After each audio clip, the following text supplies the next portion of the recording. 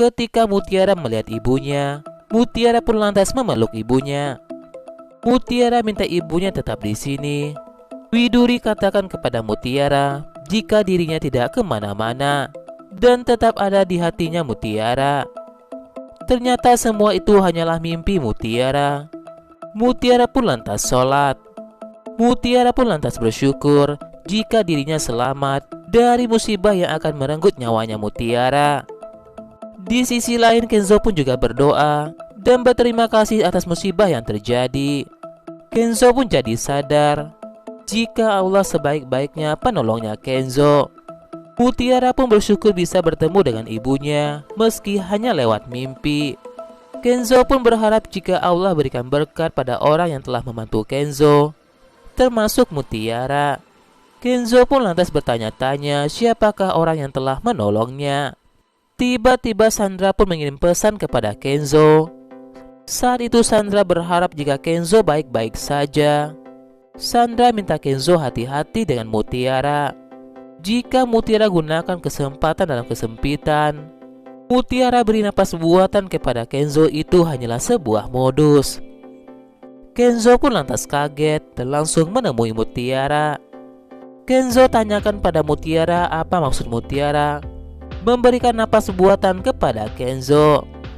Mutiara pun minta maaf kepada Kenzo. Mutiara katakan sudah berusaha menolong Kenzo dan terpaksa melakukan itu. Kenzo pun berpikir jika Mutiara gunakan kesempatan dalam kesempitan. Mutiara pun merasa ogah melakukan itu semua. Mutiara katakan pada Kenzo hanya berniat baik untuk menyelamatkan Kenzo. Mutiara katakan kepada Kenzo jika awalnya Mutiara ingin menampar Kenzo, tapi kasihan kepada Kenzo. Mutiara pun terpaksa beri napas buatan agar bisa menyelamatkan nyawanya Kenzo. Mutiara pun berharap jika Kenzo tahu terima kasih. Namun Kenzo saat itu tak sudi jika Mutiara melakukan itu tanpa seizin Kenzo. Mutiara pun lantas pergi meninggalkan Kenzo. Kenzo pun lantas kesal. Pertama kalinya Kenzo dilakukan seperti itu sama orang. Saat di perjalanan, Kayla pun beritahu Kenzo jika hari ini Kenzo ada jadwal ketemu dengan klien. Kenzo pun lantas menghubungi Bi Ipah. Bi Ipah tanyakan kepada Kenzo ingin dimasakan apa. Kenzo katakan ingin makan apa saja, yang penting enak. Kenzo pun jadi ingat dengan Mutiara semalam.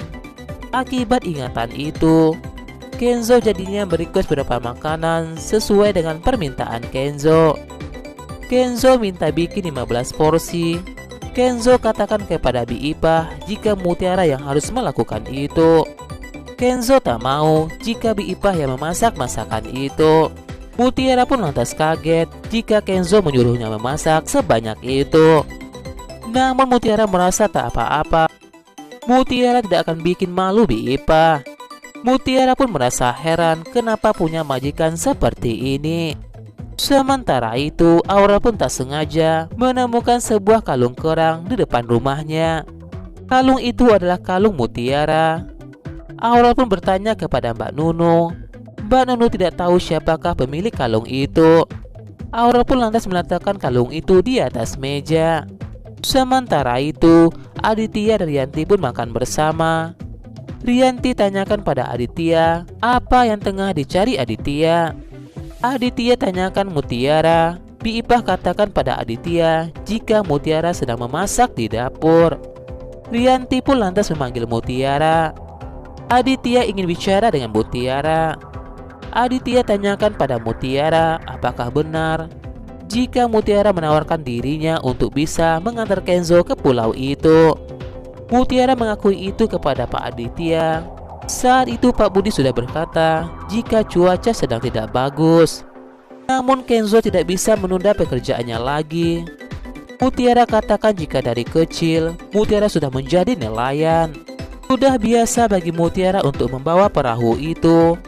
Mutiara pun berpikir untuk membawa perahu itu ke pulau itu. Mutiara pun lantas minta maaf pada Aditya jika sudah membuat Kenzo celaka. Aditya pun lantas menunjuk Mutiara jika Mutiara sudah nekat sekali. Mutiara pun ketakutan saat itu. Tapi Aditya mengakui jika Mutiara sudah membantu Kenzo. Bi Ipah pun sangat senang sekali mendengar itu. Karena perbuatan Mutiara, produksi frozen foodnya Aditya tetap berlanjut. Aditya pun katakan pada Mutiara jika Mutiara sudah berhasil menekan kerugian perusahaannya Aditya. Aditya pun lantas memuji semua perbuatan Mutiara. Mutiara pun beneran kaget sekali mendengar itu dari Aditya. Mutiara ucapkan terima kasih kepada Pak Aditya. Mutiara pun menjadi semangat lagi untuk bekerja. Bi Ipah pun lantas bersyukur jika Pak Aditya tidak memarahi Mutiara. Mutiara pun sangat senang sekali dan bersyukur. Padahal saat itu Mutiara sangat deg-degan sekali. Kenzo pun kembali menelpon Bi Ipah. Kenzo katakan pada Bi Ipah jika makanan itu harus diantar jam 10 pagi. Mutiara pun merasa tak apa-apa karena biasanya jam 12 siang. Mutiara pun jadi bersemangat atas pujian Pak Aditya. Sementara itu Aditya pun paling tak suka jika semuanya berantakan. Aditya minta Rianti seharusnya mengurus itu. Rianti pun merasa jika Aditya marah-marah kepada dirinya dan tak peduli dengan keselamatan Kenzo. Rianti tanyakan Kenzo hampir celaka, kenapa Aditya malah memuji Mutiara. Aditya katakan pada Rianti jika Kenzo itu adalah anak laki-laki dan mewarisi darah Aditya. Kenzo harus menjadi seperti Aditya. Rianti pun tiba-tiba minta maaf kepada Aditya jika harus berkata jujur. Aditya tak mau mendengarkan informasi dari Rianti jika itu tidak penting. Rianti pun berteriak kepada Aditya jika Kenzo itu bukanlah anak kandungnya Aditya. Aditya pun lantas kaget mendengar itu. Aditya tanyakan pada Rianti apa maksud Rianti berkata seperti itu. Rianti pun lantas jujur kepada Aditya jika Kenzo adalah anak yang ditemukan Rianti di rumah sakit. Rianti beritahu Aditya anak mereka sebenarnya sudah meninggal dunia. Aditya pun merasa jika ini tak mungkin dan merasa jika Rianti bercanda. Rianti katakan pada Aditya jika itulah kenyataannya, jika anak mereka sebenarnya adalah perempuan dan sudah meninggal dunia. Aditya pun lantas mengamuk pada Rianti.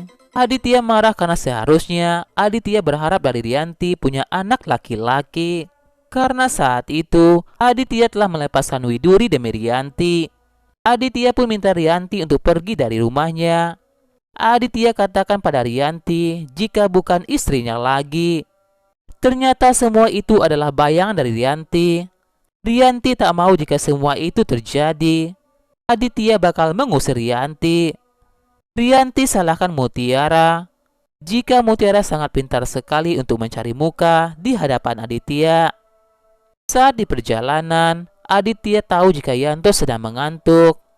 Aditya katakan kepada Yanto bakal memecat Yanto jika mengantuk seperti itu. Yanto katakan kepada Aditya jika butuh kopi. Aditya dan Yanto pun lantas minum kopi terlebih dahulu. Aditya pun lantas ingat dengan cara Mutiara membuat kopi itu. Aditya pun mencari tutorial itu di sebuah internet. Aditya pun merasa jika cara bikin kopi itu sudah ada sebelumnya. Sementara itu Bi Ipah pun memuji-muji Mutiara jika kopi buatan Mutiara sangatlah enak. Mutiara katakan kepada Bi Ipah jika kopi itu dibuat dengan rasa cinta, perasaan sayang, kebahagiaan dan perasaan yang tulus, dan doa bagi orang yang telah meminum kopi itu. Bi Ipah pun merasa jika Ibu Mutiara ibu yang baik. Bi Ipah tahu jika Mutiara sangat kangen sekali kepada ibunya. Rianti pun merasa bingung dengan Mutiara. Rianti pun merasa bingung apa yang dilakukan Mutiara sehingga suaminya sangat baik kepada Mutiara. Rianti salahkan Mutiara karena sudah bikin Kenzo celaka. Rianti katakan seharusnya Mutiara dipecat. Mutiara pun lantas minta maaf dan menjelaskan semuanya kepada Rianti. Mutiara pun mengaku salah pada Rianti. Rianti pun lantas mengambil sebuah gelas dan menghancurkan gelas itu. Rianti minta Mutiara untuk membereskan pecahan gelas itu.